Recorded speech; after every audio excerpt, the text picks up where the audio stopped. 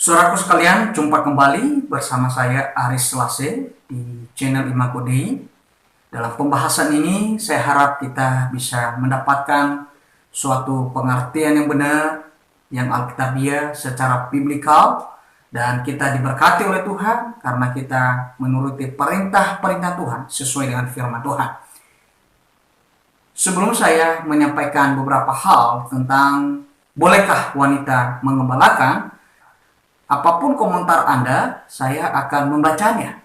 Oleh karena itu, jangan lupa untuk subscribe, like, dan komentar supaya banyak orang yang mendengarkan kebenaran-kebenaran yang alkitabiah.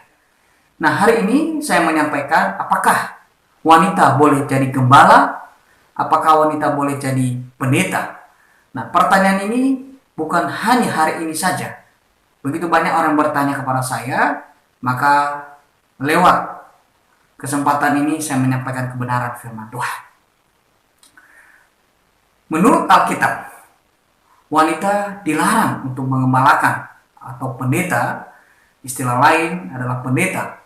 Tetapi di dalam Alkitab jelas bahwa wanita tidak boleh menggembalakan, tidak boleh berkhotbah, tidak boleh mengajar laki-laki dalam pertemuan jemaat. Mari kita membaca di dalam 1 Timotius pasal 2 ayat 11 sampai ayat yang ke-14. Di situ dikatakan seharusnya perempuan harus berdiam diri. Berdiam diri artinya tidak boleh berbicara menyampaikan firman Tuhan. Tidak boleh berkhotbah, tidak boleh mengajar, tidak boleh memimpin. Hendaklah ia berdiam diri dan tidak boleh memerintah laki-laki. Nah, jadi firman Tuhan sangat jelas menyampaikan kepada kita hari ini, wanita tidak boleh berkhotbah, wanita tidak boleh memimpin, wanita tidak boleh mengajar laki-laki dewasa. Mengapa Rasul Paulus melarang demikian? Apakah karena tradisi? Apakah karena wanita itu dianggap kedua, tetapi yang pertama laki-laki itu berdasarkan tradisi Yahudi? Nah, saudaraku yang dikasihi oleh Tuhan, kita harus melihat alasan Rasul Paulus. Pertama, Adam yang dijadikan, Adam yang duluan diciptakan, barulah Hawa. Di dalam 1 Timotius pasal 2 ayat 13 dan 14 dikatakan bahwa Hawa yang tergoda dan jatuh ke dalam dosa bukan Adam. Dua alasan ini Rasul Paulus melarang wanita untuk menyampaikan firman Tuhan, memerintah laki-laki, berkhotbah di dalam jemaat, di dalam persekutuan, di dalam gereja Tuhan. Jadi saudaraku yang dikasihi oleh Tuhan, pada kesempatan ini saya menyampaikan bahwa tidak membahas tradisi di sini.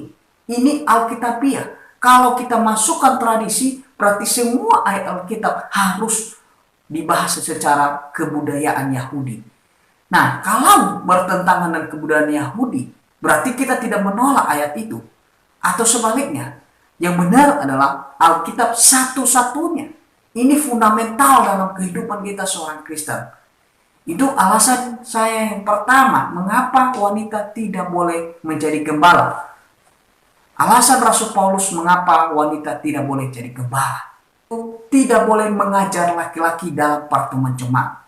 Itu tidak sopan, tidak pantas, tidak layak wanita untuk mengajar laki-laki dalam pertemuan jemaat. Mengajar artinya berkhotbah, menyampaikan, memimpin laki-laki. Jadi kalau wanita berdoa dalam pertemuan jemaat itu memimpin lagu atau memimpin pujian, itu juga memimpin. Rasul Paulus melarangnya. Nah, kita harus tahu bahwa firman Tuhan itu berasal dari Tuhan. Tuhan menyampaikan kepada Rasul Paulus, maka kita terima ya dan amin. Nah, jadi ini alasan pertama. Alasan kedua, dalam jemaat Tuhan tidak diperbolehkan wanita memimpin, bukan hanya di jemaat Efesus yang dilayani oleh Timotius, tetapi itu juga ditekankan atau dijelaskan oleh Rasul Paulus dalam 1 Korintus pasal 14 ayat 33 sampai 36. Dikatakan di situ, sebab Allah tidak menghendaki kacauan, melainkan damai sejahtera. Nah, jadi urutan pertama dalam hal penciptaan, Adam yang diciptakan duluan, barulah Hawa. Nah, jadi ini sangat sinkron dengan apa yang disampaikan oleh Rasul Paulus dan apa yang disampaikan oleh Nabi Musa di dalam hukum Taurat. Dan di dalam 1 Korintus pasal 14 ayat 33 ini sampai 36 disinggung tentang hukum Taurat. Artinya hukum moral. Hukum moral itu berlaku sampai kedatangan Tuhan Yesus kedua kali. Nah, jadi saudaraku yang dikasihi oleh Tuhan, wanita tidak boleh menggembalakan, wanita tidak boleh jadi pendeta, wanita tidak boleh berkhotbah di depan suaminya dan suami orang lain. Mengapa? Tuhan sudah mendesain tentang kepemimpinan di dalam keluarga. Hailah istri, tunduklah kepada suami. Tetapi kalau kita ikuti nalar gereja masa kini, maka suami yang tunduk kepada istri. Istri memimpin laki-laki dalam jemaat, tetapi di rumah istri tunduk kepada suami. Siapakah yang memperbolehkan wanita jadi gembala? Siapakah yang memperbolehkan wanita jadi pendeta, pengkhotbah, penyampai firman Tuhan di dalam tubuh Tuhan? Saudaraku yang dikasihi oleh Tuhan, kalau kita membaca historis, mulai dari abad pertama sampai abad yang ke-20, saya tidak membaca ada wanita yang menggembalakan gereja, tetapi seorang penginjil ada. Nah, jadi kita membahas apa bedanya penginjil, apa bedanya imam, apa bedanya nabi, apa bedanya rasul, apa bedanya gembala. Di dalam Alkitab, ada wanita yang menjadi nabi. Misalnya Deborah. Dia bukan hanya nabi, tetapi dia juga hakim. Ya, maka wanita boleh jadi hakim atau boleh jadi presiden sekalipun. Boleh bupati, wanita boleh camat, wanita boleh kepala sekolah. Tetapi dalam urusan berjemaat, dalam kepemimpinan, pelayanan di dalam tubuh Tuhan, dalam gereja, maka wanita tidak boleh menggembalakan.